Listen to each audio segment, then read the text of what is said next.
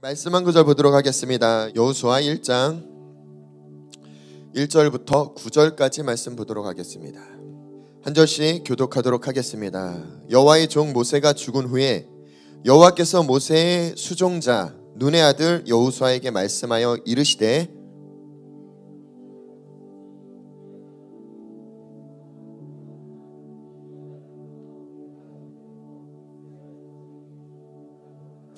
내가 모세에게 말한 바와 같이 너희 발바닥으로 밟는 곳은 모두 내가 너희에게 주었노니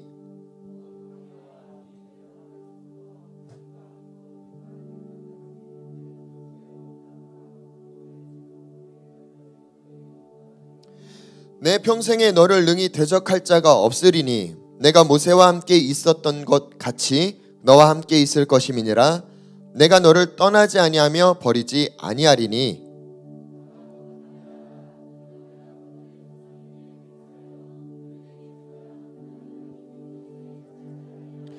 오직 강하고 극히 담대하여 나의 종 모세가 내게 명령한 그 율법을 다 지켜 행하고 우로나 좌로나 치우치지 말라. 그리하면 어디로 가든지 형통하리니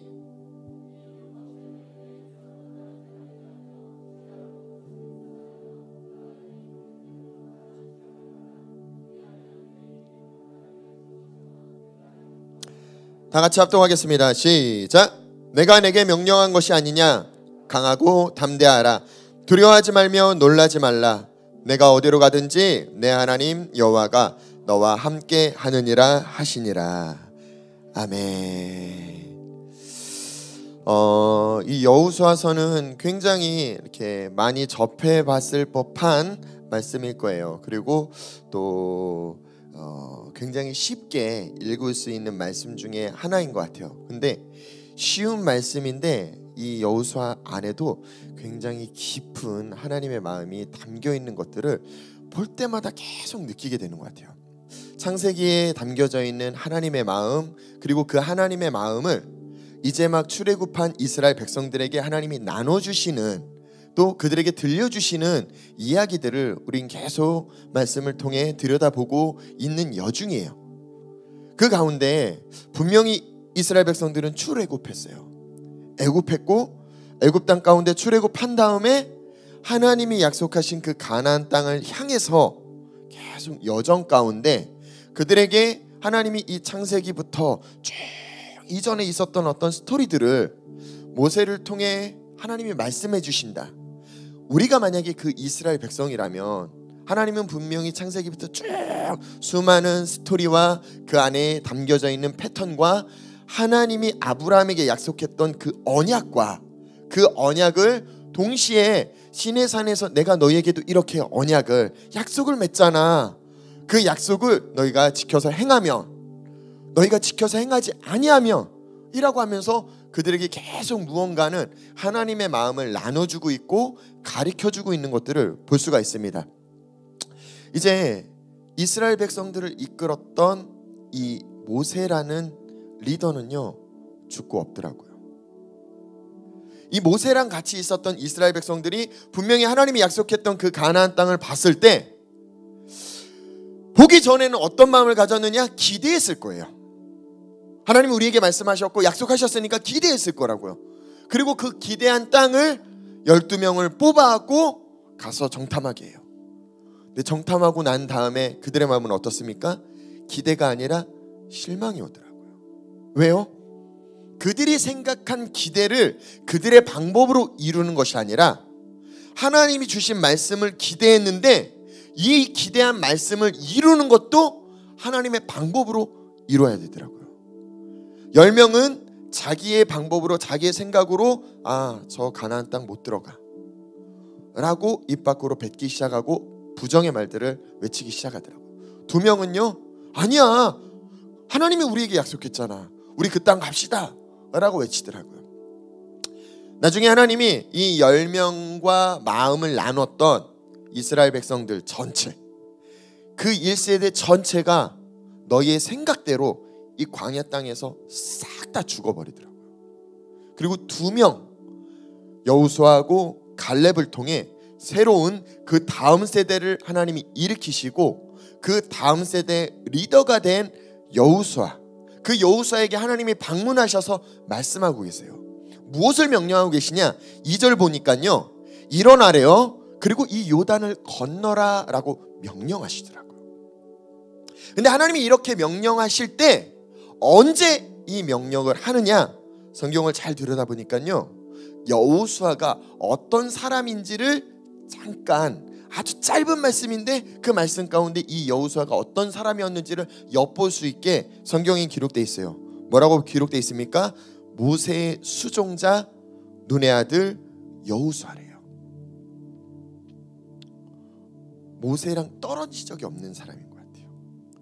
심지어 하나님을 만나러 가는 성소에 들어갈 때도 이 여호수아는 같이 가서 계속 온종일, 왜요? 그토록 모세를 쫓아다니면서 하나님을 섬기는 방법을 배웠어요. 하나님을 사랑하는 방법을 배웠어요. 하나님의 말씀을 듣고 그 말씀을 순종하는 것들을 옆에서 온종일 누가 봤습니까? 여호수아가 봤다고요. 근데 기억하십시오. 그때 하나님이 여호수아에게 말씀하신 적은 없어요. 모세에게 말씀하셨지. 그럼 언제 여호수아에게 말씀하십니까? 여호수아가 온 마음과 온 뜻으로 사랑하고 섬겼던 그 모세가 죽었더니 그 후에 하나님이 방문하셔서 말씀하시더라고요. 생각보다 이런 표현은요, 성경에서 많은 곳에서 이런 표현을 하더라고요. 한 군데도 더 이런 표현을 했는데 한번 찾아보겠습니다. 이사야 6장 한번 찾아볼게요. 이사야 6장 1절부터 제가 읽어드릴게요. 우시야 왕이 죽던 해에, 자, 모세가 죽은 후에 동일한 표현이 지금 이사야 6장에도 표현되고 있죠. 뭐라고 표현됩니까?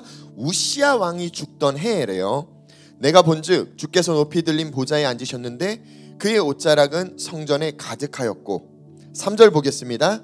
서로 불러 이르되 거룩하다 거룩하다 거룩하다 만군의 여호와여 그의 영광이 온 땅에 충만하도다 하더라. 5절 볼게요. 그때 내가 말하되 화로다 나여 망하게 되었도다. 나의 입술이 부정한 사람이여 나는 입술이 부정한 백성 중에 거주하면서 만군의 여호와이신 왕을 배웠음이로다 하였더라. 지금 보니까요, 이사야라는 선지자가 하나님을 처음 만나는 장면이 지금 성경에 기록되고 있어요. 조금 더 볼게요. 6절 보니까요, 그때 스랍 중에 하나가 부젓가락으로 제단에서 짚은 바 핀 숯을 손에 가지고 내게로 날아와서 그것을 내 입술에 대며 이르되 보라 이것이 내 입에 닿았으니 내 악이 제하여졌고 내 죄가 사하여졌느니라 하더라. 8절까지 보겠습니다. 내가 또 주의 목소리를 들으니 주께서 이르시되 내가 누구를 보내며 누가 우리를 위하여 갈고 하시니 그때 내가 이르되 내가 여기 있나이다 나를 보내소서 하였더니. 이스라엘 안에서는요, 다윗 시대 그리고 솔로몬 시대를요 황금기라고 표현하더라고요. 경제적으로 군사적으로 나라가 가장 부강하고 가장 강력한 힘을 지니고 있었어요. 그리고 굉장히 가장 많은 영토를 누렸던 것 같아요. 전과 후에도 이렇게까지 영광을 누릴 수 있을까 할 정도로 엄청난 영광을 다윗 시대 때, 솔로몬 시대 때 누렸더라고요. 솔로몬의 잘못으로 인해서 이제 북이스라엘과 남유다로 나라가 나뉘어져요. 그리고 점점 이 나라는 쇠퇴하게 되고 경제적으로도 무너지게 되고 하나님을 섬기는 그 마음들도 계속 줄어들더라고요. 이방 나라에선 계속 침범하고 이 나라는 계속 줄어들고, 그때 어떤 왕 하나가 일어나기 시작하는데요. 이 왕을 통해서 마치 다윗 시대, 솔로몬 시대를 연상케 할 정도로 경제적으로, 군사적으로 나라 자체가 다시 부강하기 시작해요. 잘 살기 시작해요. 그리고 드디어 다윗 시대처럼 솔로몬 시대처럼 우리나라가 회복되는구나, 우리나라가 힘이 있어지는구나, 우리나라가 잘 사는구나 라고 사람들이 느낄 정도의 환경이 만들어지기 시작하더라고요. 그때 사람들의 마음이 어떨까요? 역대 수많은 왕들은 계속 나라를 빼앗겼어요. 계속 하나님과 분리됐어요. 근데 이 왕은요, 왕이 등극하자마자 계속 나라가 부강해지기 시작해요. 다시 잃어버렸던 영광을 다시 찾는 것 같아요. 그 백성들의 마음이 어떨까요? 기도할 것 같아요. 하나님, 우리 왕 오래 살게 해주세요. 우리 왕 오래 살게 해주세요. 왜요? 내가 지금 누리고 있는 이걸 그대로 영원토록 누리고 싶은 인간의 마음 때문에요. 성경에 보니까요, 선지서들을 보니까요, 매 선지서 1장에 공통점이 있더라고요. 어떤 왕이 등극하던 해, 어떤 왕이 등극한 지 몇 년 해라고 계속 표현되면서 예레미야 선지자, 또 다른 선지자 하면서 그 선지자가 하나님의 음성을 듣는 때를 선지서에는 명확하게 그냥 1장에 기록하고 있어요. 이사야는요, 1장에 그걸 언급하고 있지 않아요. 2장도요, 3장도요, 4장도요, 5장도요. 왜요? 그 1장, 2장, 3장, 4장, 5장까지요, 그들의 삶 가운데 우시야 왕 때 만족했는데 하나님이 보시기에 아꼈던 어떤 부분들이 존재했더라고요. 그 우시야 왕이 죽던 해에 하나님이 이사야에게 하나님의 음성을 들려주기 시작해요. 하나님이 말씀하기 시작해요. 성경에 보니까요, 모세가 죽은 후에 여호수아에게 오셔서 말씀하시더라고요. 우리가 꼭 영적인 부분에서 누군가를 신뢰하고 의존하기 때문에, 아니요, 그 차원을 넘어서서요, 내가 이 땅 가운데 붙들고 있는 것들 있지 않습니까? 그게 내가 온 평생 내 자녀에게 몰빵했고, 내 자녀가 장성하고 난 다음에 부모가 원하는 뜻대로 안 살면은 그 배신감 어떻게 하실 겁니까? 그 배신감을 직면했을 때, 그때 비로소 깨닫기 시작할 거예요. 내 자녀가 내게 아니구나. 돈은요, 명예는요, 이 세상에서 우리가 추구할 수 있는 것들은요, 결국 그걸 쫓아가다가요, 결국 그게 없어지는 어떤 시점을 맞이하게 되더라고요. 저도 사업을 하면서 돈을 벌면서 이 돈이 없어지는 그 시점을 맞이하니까 믿고 있던 게 사라지더라고요. 신앙 안에서 저를 잘 이끌어 주셨던 그 목회자가 사라지니까 제가 하나님을 보는 게 두렵더라고요. 분명히 우리에게 이런 여정이 있습니다. 하지만 이 여정 가운데 그 순간을 맞이하는 이유는 딱 한 가지더라고요. 성경에서 무엇입니까? 하나님이 직접 우리에게 말씀하기를 원하시는 거예요. 하나님이 직접 우리를 만나주시길 원하시는 거예요. 하나님은 우리를 직접 만나기를 원하는데 왜 우리는 자꾸 사람을 통해서 하나님을 만나고 싶으십니까? 우리가 믿고 있었던 그 모세, 우리 스스로 내려놓고 죽이시기를 예수님의 이름으로 축복합니다. 할렐루야. 하나님은요, 모세에게 가지고 있었던 그 비전을 여호수아에게 말씀하시지 않더라고요. 하나님은 여호수아에게 가지고 있는 비전을 그 여호수아에게 말씀해 주세요. 오해하지 마세요. 그렇다고 모세를 쫓는 시간이 없어야 된다라는 말씀을 드리는 게 아니에요. 성경이 분명히요, 이 땅에서 사람을 섬기지 못하는데 어떻게 보이지 않는 하나님을 섬기겠냐라고 말씀하세요. 우리가 처음 하나님을 만나는데 하나님의 사람이 가이드해주고 일정 시간 이끌어주는 시간이 필요해요. 분명히 여호수아는요, 한결같이 하나님을 갈망하는 마음을 성경 안에 담겨져 있더라고요. 여호와의 영이 그에게 임했다라고 성경엔 표현하더라고요. 모세는 성막에서 떠났지만 여호수아는 이 성막에서 떠나지 않고 계속 그 여호와 곁을 잇고 싶은 그 마음이 성경 안에 담겨 있더라고요. 근데 그때 하나님이 말씀하시지는 않았어요. 언제 말씀하셨느냐? 모세를 통해서 여호수아는 굉장히 잘 배웠어요. 하나님에 대해서 잘 만났어요. 하나님에 대해서 잘 이끌림을 받았어요. 하나님에 대해서요. 근데 모세와 함께 했던 이 여정과 이제 하나님이 여호수아랑 함께할 여정은 다르다라는 거예요.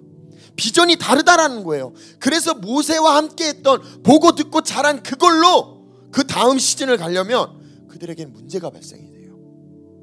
그래서 하나님이 방문해 주시는 거예요. 모세가 죽은 다음에 방문해 주시는 거예요. 그리고 그에게 말씀해 주시는 거예요. 무엇을요? 넌 일어나 요단을 건너라는 거예요. 요단을 건너라고요. 우리는 이전 하나님 갈라주세요. 그리고 그 길을 보여주세요. 그리고 그 길이 보여야 우린 걸었어요. 그건 1세대라고요. 시즌이 바뀌셨어요. 세대가 바뀌셨어요. 세대가 바뀌었을 때 우리가 가져야 될 마음가짐은 홍해 바다에서 갈라주세요 기도가 아니에요. 이 물을 밟는다라는 건 죽겠다라는 뜻이에요. 다시 표현드렸을 때 이 물을 밟겠다라는 건 내가 보일 수 있는 하나님에게 최고의 죽음의 믿음이에요. 죽고자 하는 자가 산대요. 할렐루야, 할렐루야. 누가 이 물을 밟겠습니까? 누가 이 물을 밟으시겠어요? 이 물을 밟는 건 그냥 쉬운 게 아니에요. 그러니까 우리는 항상 이 요단 앞에서 머뭇거리게 되는 거예요. 홍해 바다에서 머뭇거릴 게 없어요. 모세가 기도했더니 바다가 갈렸으니까 이스라엘 백성들은 노래 부르며 지나갔어요. 요단은요? 아니요. 이 앞에서 어떻게 하지 진짜. 근데 우리 앞에 이 요단을 생각해 보세요. 어떤 분에겐 그게 돈일 수도 있어요. 어떤 분에겐 자녀일 수도 있어요. 어떤 분에겐 신앙일 수도 있어요. 어떤 분에겐 사람과의 관계일 수도 있어요. 어떤 분에겐 계속 우리의 삶 가운데 머뭇거리는 모든 영역들을 생각해 보십시오. 하나님은 그 영역에서 우리에게 요단을 건널 수 있는 믿음을 요구하신다고요. 넌 일어나 요단을 건너래요. 일어나 요단을 건너래요. 누구에게 명령하십니까? 모세를 쫓았던 수종자인 눈의 아들 이 여호수아에게 모세가 죽은 후에 하나님이 그 말씀을 하셨다라는 거예요. 우리 안에서 이 모세를 죽였다. 거기서 끝이 아니라는 거예요. 일어나라는 표현은요, 내 의지예요. 하나님에게 내 의지를 보이시는 거예요. 그리고 그 의지를 믿음으로 반응으로 하나님 앞에 표현하는 거예요. 그게 무엇입니까? 주님, 내가 죽겠습니다예요.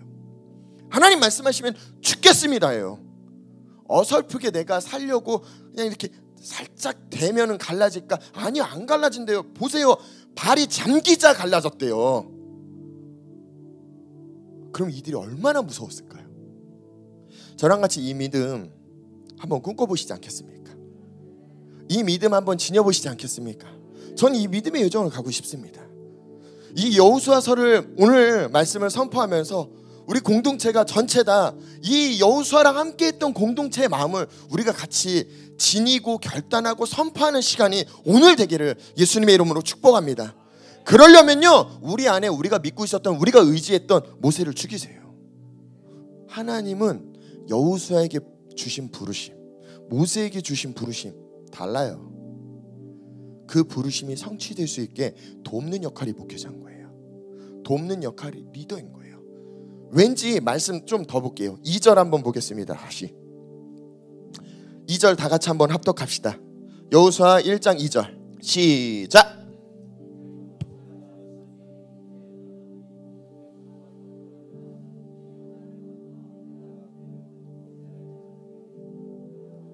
잘 보세요. 하나님이 여호수아에게 명령하신 건 이 요단을 건너래요. 그쵸? 누구랑요?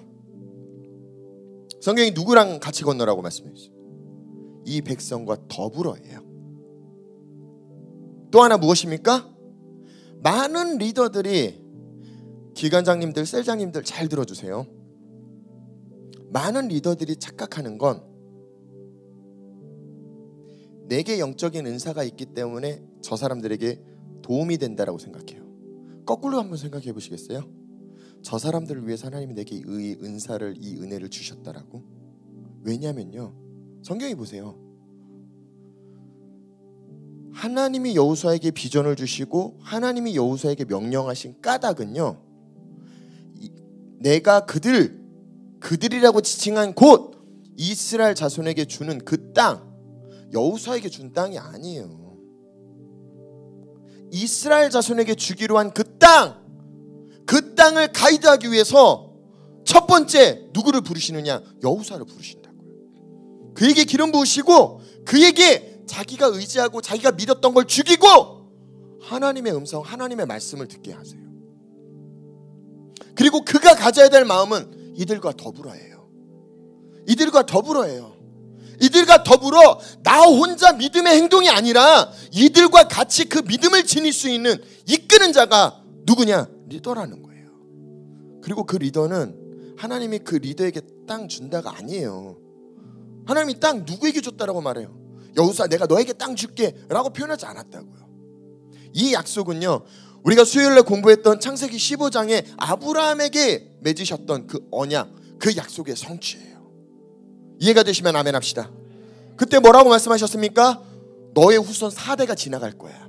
4대가 종살이 할 거야. 400년 동안 그들이 종살이 할 거야. 근데 내가 그들에게 젖과 꿀이 흐르는 그 땅을 줄 거야. 그 땅을 줄 거야. 누구에게요? 아브라함의 후손 그 자손들에게요. 아브라함의 후손 여호수아에게 아니요.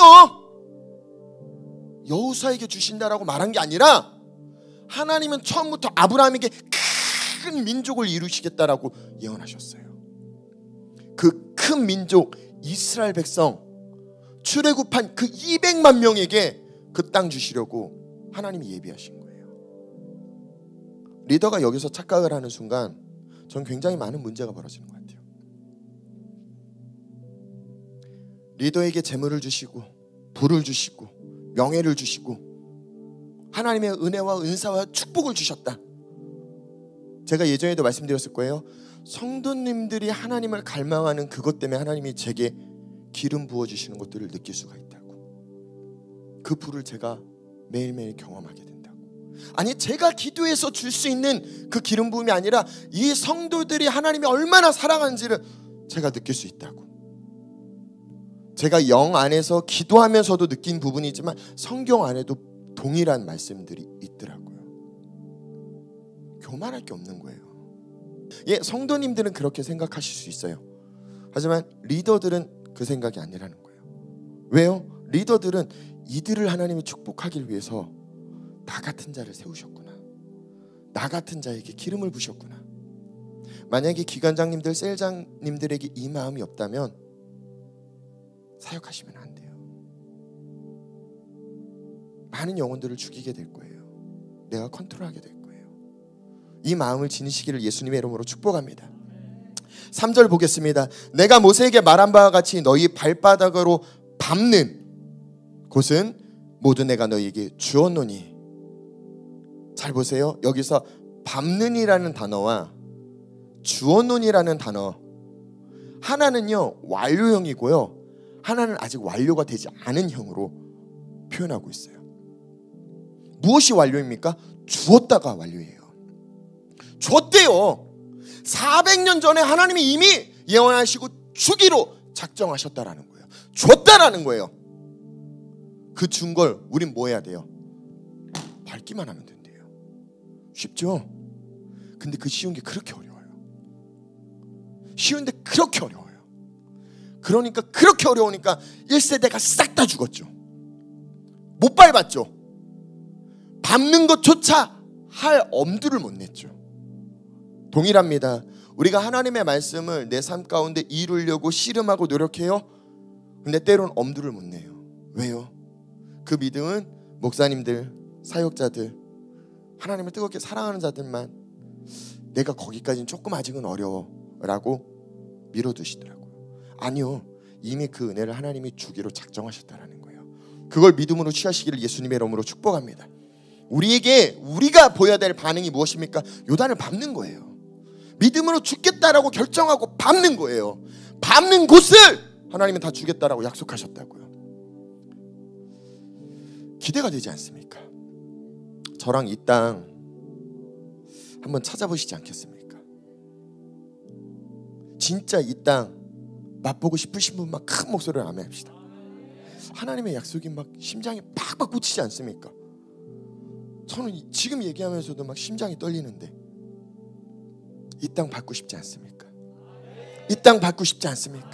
이 땅 밟고 싶지 않습니까? 믿음으로 죽읍시다. 믿음으로 밟읍시다. 밟으면 주신다라고 약속하지 않았습니까?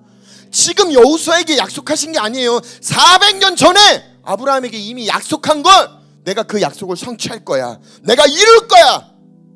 이들이 노력했나요? 아니요. 하나님의 은혜로 하나님이 결정했다면 하나님이 이루실 거예요.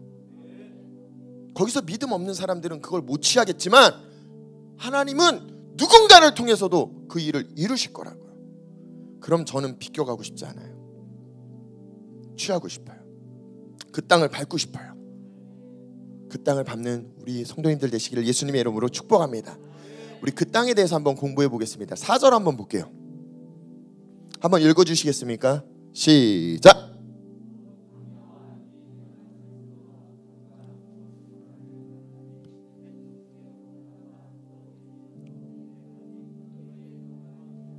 아멘. 그 사진 하나만 띄워주세요.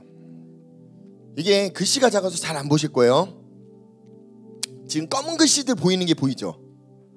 그 땅들이 지금 여호수아가 이 2세대랑 같이 전쟁에서 다 차지한 땅들이에요. 꽤 넓죠? 분명히 1세대에 모세랑 같이 했을 때 이스라엘 백성들이 누렸던 건요,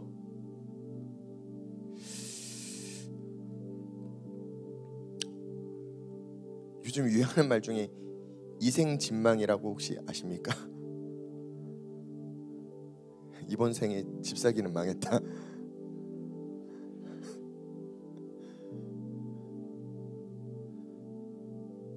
이번 생에 내 집은 없다라고 이야기해서 지금 유행하는 말이래요. 이스라엘 백성 1세대가 그들 생애에는 집이 없었어요. 하나님이 니네 가나안 땅 못 들어가 그 얘기를 선포하는 순간 이들에게는 이생진망이에요.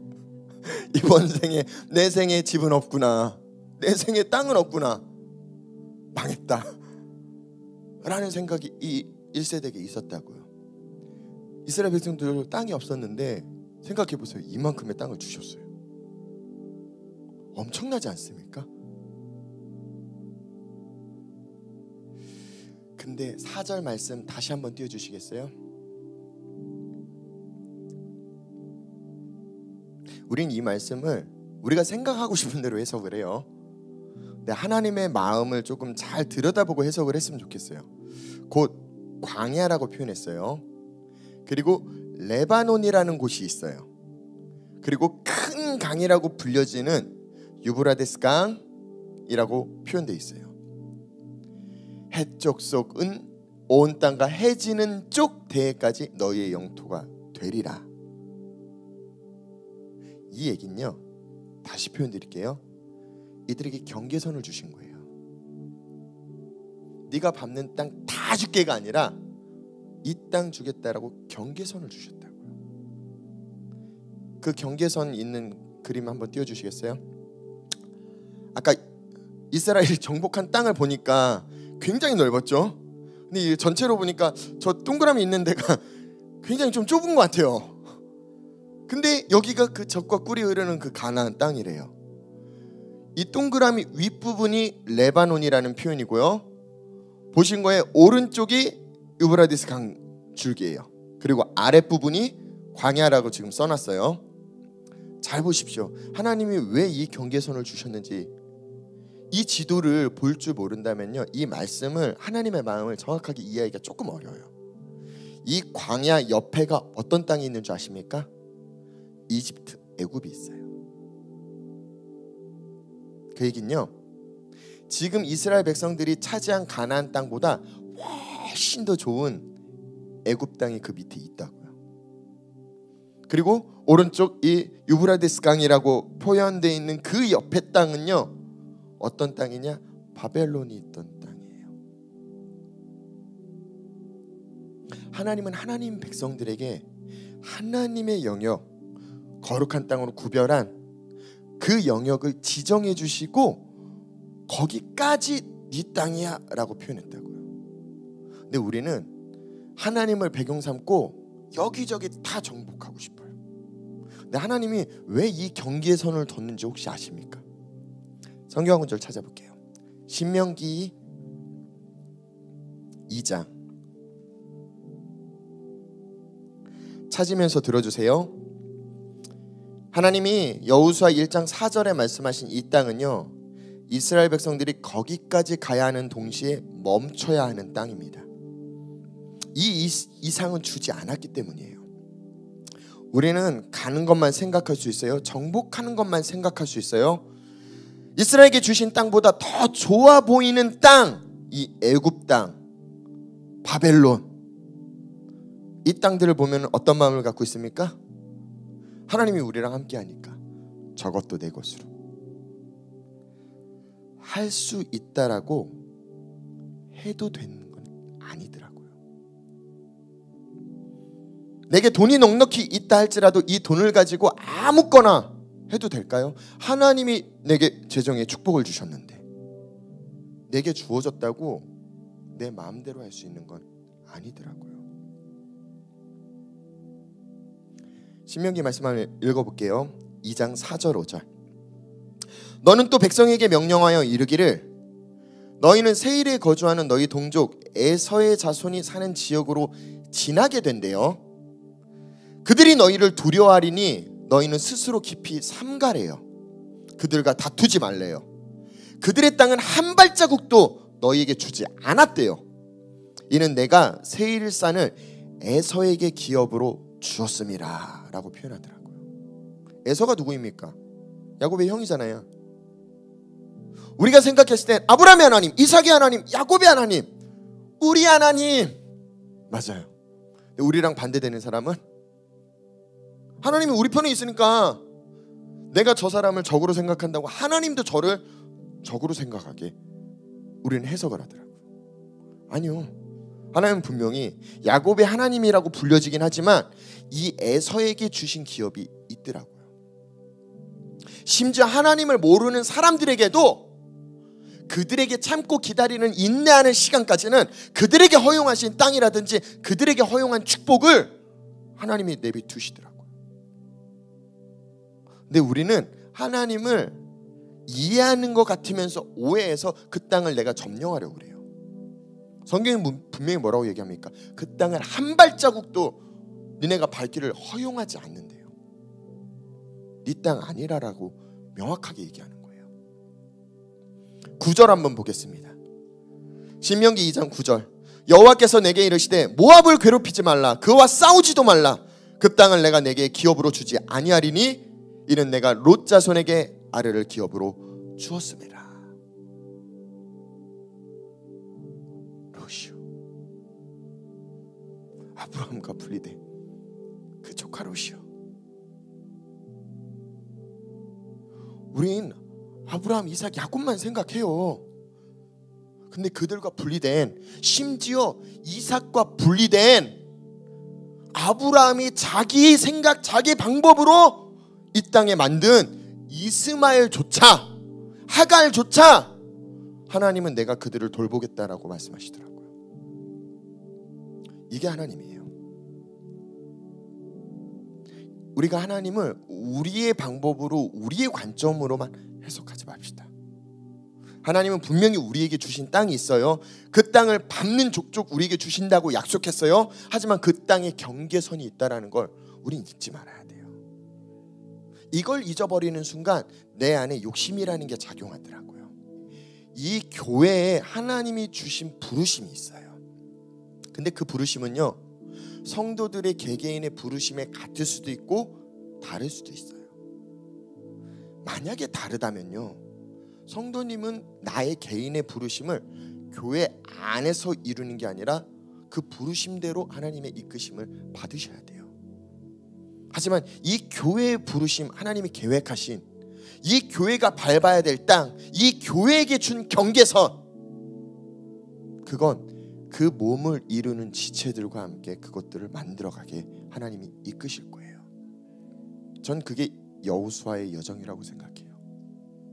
여호수아의 여정 가운데 굉장히 많은 사건들이 있어요.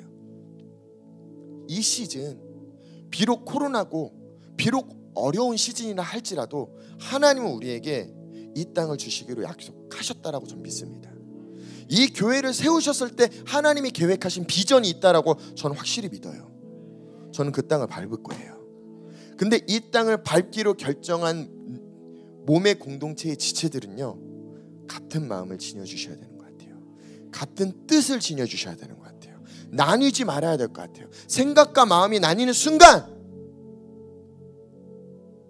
여호수아의 공동체는 한 발자국도 앞으로 나가지 못하더라고요. 아간을 보세요. 아주 작은 건데 그걸 허용하는 순간 한 발자국도 이스라엘 백성들은 앞으로 나갈 수가 없어요. 저희는 앞으로 전진하고 싶습니다. 돌파하고 싶습니다. 그러기 위해서라도 내 뜻, 내 방법이 아니라 목회자도 하나님의 뜻에, 성도들도 하나님의 뜻에, 이 말씀 중심으로, 하나님의 뜻 중심으로, 하나님의 부르심 중심으로 같이 모여주시지 않겠습니까? 같이 하나 되어주시지 않겠습니까? 같이 이 믿음을 지니고 죽어주시지 않겠습니까? 밟는 거 다 주신대요. 기대가 되지 않습니까? 땅이 작다고요? 아니요. 집 하나도 없던 사람들이에요. 광야에서 떠돌던 사람들이에요. 그런 사람들에게 한국으로 비유해 볼게요. 하나님이 저희 교회에게 땅을 주셨어요. 어떤 땅을요? 서울하고 부산만 빼고 다. 어때요? 기가 막히죠? 기가 막힌데 일부 사람들은 얘기할 거예요. 아, 서울이 노른자인데 부산이 진짜인데 라고 표현할 수 있어요. 맞아요. 근데 차지할 수 있어도 하나님 말씀에 순종하고 지금 내게 주신 거에 감사하는 거, 그게 우리가 할 몫인 것 같아요. 여기보다 저기 땅이 더 좋다? 아니요. 그건 우리가 생각할 몫이 아니에요. 땅 한 평도 없던 사람들이 이 대한민국의 서울과 부산을 빼고 다 주셨다. 실제로 그 땅을 다, 거기 있는 모든 영혼들을 다 우리에게 주실 거라고 믿습니다. 할렐루야, 할렐루야. 그 비전을 같이 품으셨으면 좋겠어요. 그리고 하나님의 뜻에 첫 번째로 모세를 죽이세요. 두 번째로 스스로 일어나세요. 그리고 홍해 바다와 차원이 다른 이 요단강을 같이 건너주세요. 그리고 우리에게 주신 땅을 같이 밟아주세요. 우리의 이 믿음의 여정은 이제 시작이에요.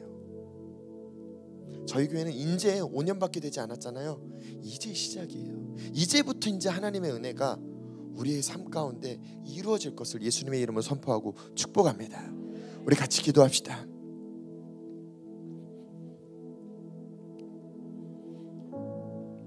이 시간 기도하실 때 지금 보여지는 세대는요, 하나님이 기업으로 주지 않은 것조차도 취하려고 하는 것 같아요. 무조건. 그리고 그것을 하나님이 주신 축복이라고 착각해요.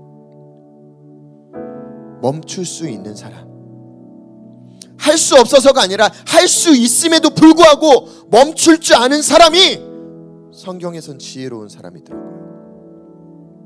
하나님이 내게 주시지 않은 것을 내가 지니고 있다면 오늘 이 시간 내려놓으시기를 예수님의 이름으로 축복합니다.